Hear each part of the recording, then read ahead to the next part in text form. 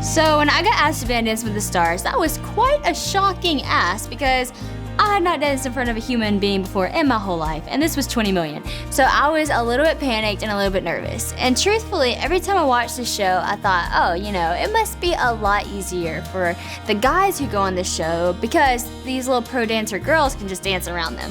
For a girl going on the show, you actually have to dance.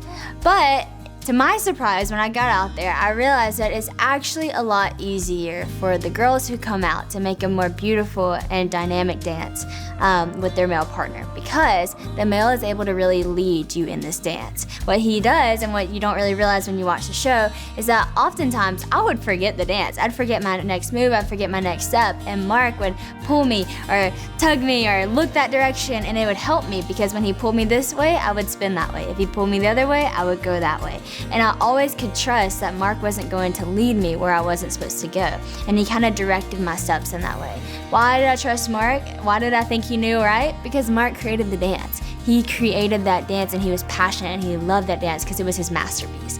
Well, then I thought, wow, that's who God is and that's what he's done for us. God has created us as this masterpiece and he's literally created your destiny and he's made your purpose in your life and he's not going to lead you where he's not going. And sometimes he pulls you in a direction you don't think is right for you. But let me just tell you, the original creator of your destiny and the original creator of who you are is not going to lead you anywhere that he's not going. And you may, get a little fearful at times and make a wrong step, but the dance isn't over. If you go watch my season, I messed up quite a few times and you wouldn't even know because the dance doesn't end. The creator of the dance will allow you to keep going until you finish, and you may be surprised.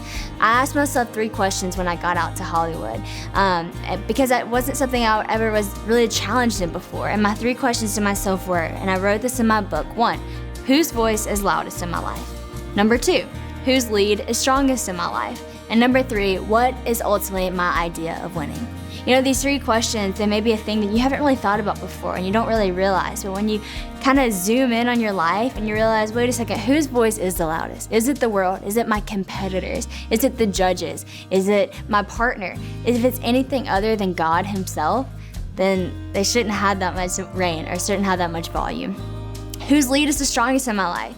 I had a lot of options when it came to whose lead I wanted to follow, especially going out there. We can follow so many different people, so many different lifestyles, but I can promise you nobody's going to lead you to the most beautiful dance like your creator can.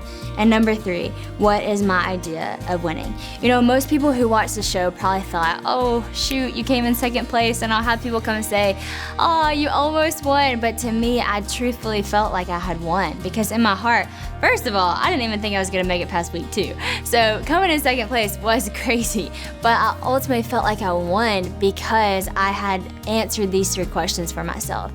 God's voice was finally the loudest. He was actually leading me. And number 3, I felt like I had won because I felt like I finally had won over the journey and the battle of fear. And if you can win the battle of fear in your life and step into a life of faith, you did win. So ask yourself today, 1st, whose voice is the loudest? 2nd, whose lead is the strongest? And 3rd, what is your idea of winning?